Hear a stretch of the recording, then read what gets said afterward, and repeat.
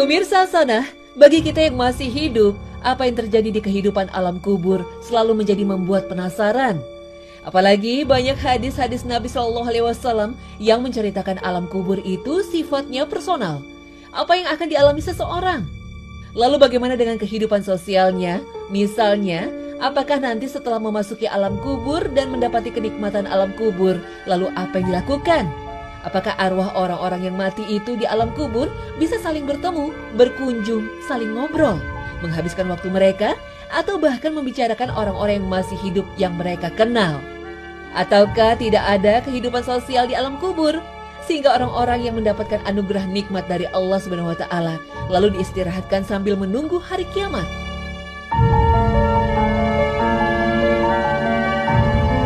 Pada prinsipnya, orang yang telah meninggal dunia itu arwahnya tidak istirahat sampai hari kiamat. Berdasarkan keterangan dari Nabi Shallallahu Alaihi Wasallam, orang mukmin yang telah meninggal itu seperti ada kehidupan sosialnya. Dalam kitabnya Ar-Ruh, Ibnul Qayyim Al-Jauziyah menjelaskan bahwa roh terbagi atas dua macam. Pertama, roh yang mendapat siksaan, dan kedua, roh yang mendapat kenikmatan. Roh yang mendapat siksaan disibukkan oleh siksaan yang menimpanya, sehingga ia tidak saling berkunjung dan bertemu. Adapun roh-roh orang mukmin yang mendapat kenikmatan, mereka bebas dan tidak dibelenggu, sehingga bisa saling berkunjung dan bertemu.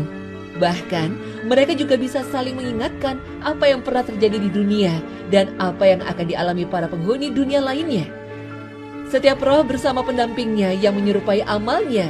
Begitupun dengan roh Nabi Shallallahu Alaihi Wasallam berada di sisi pendamping yang maha tinggi. Allah Subhanahu wa Ta'ala berfirman, dan barang siapa yang mentaati Allah dan Rasul-Nya, mereka itu akan bersama-sama dengan orang-orang yang dianugerahi nikmat oleh Allah, yaitu nabi-nabi, para siddiqin, orang-orang yang mati syahid, dan orang-orang soleh. Dan mereka itulah teman yang sebaik-baiknya. Al-Quran Surah An-Nisa ayat 69. Kebersamaan ini berlaku di dunia, di alam barzah, dan di hari pembalasan.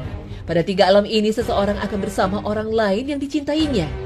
Jarir meriwayatkan, para sahabat Nabi Shallallahu Alaihi Wasallam berkata kepada Nabi, tidak seharusnya kita berpisah dengan engkau di dunia ini. Jika engkau meninggal, engkau akan ditinggikan di atas kami, sehingga kami tidak bisa melihat engkau. Maka kemudian Allah menurunkan ayat ini.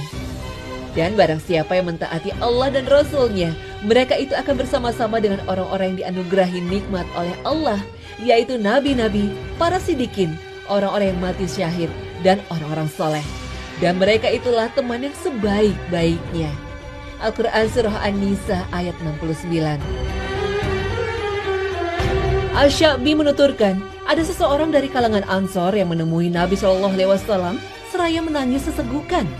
Beliau bertanya, mengapa engkau menangis? Orang Ansor itu menjawab, wahai Nabi Allah, demi Allah tiada ilah selain Dia. Engkau lebih aku cintai daripada cintaku kepada keluargaku dan hartaku. Demi Allah yang tiada ilah selain Dia, engkau benar-benar lebih aku cintai daripada cintaku kepada diriku sendiri. Ketika aku bersama istriku, aku ingat engkau, lalu dia pun menarikku begini, namun aku ingin selalu melihat engkau. Tiba-tiba aku ingat jika engkau meninggal dunia dan aku pun meninggal.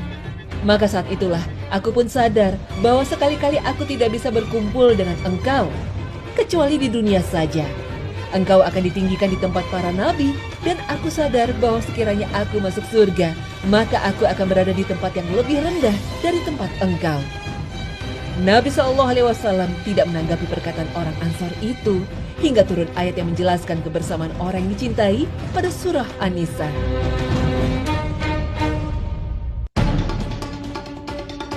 Imam Ibnu Taimiyah menjelaskan, persoalan ini pernah disampaikan dalam asar dari sahabat Nabi Abu Ayyub Al-Ansari. Jika seorang mukmin meninggal dunia, maka mereka hamba-hamba Allah yang beriman mendapati rahmat Allah, yaitu mereka saling bertemu satu sama lain seperti halnya manusia di dunia.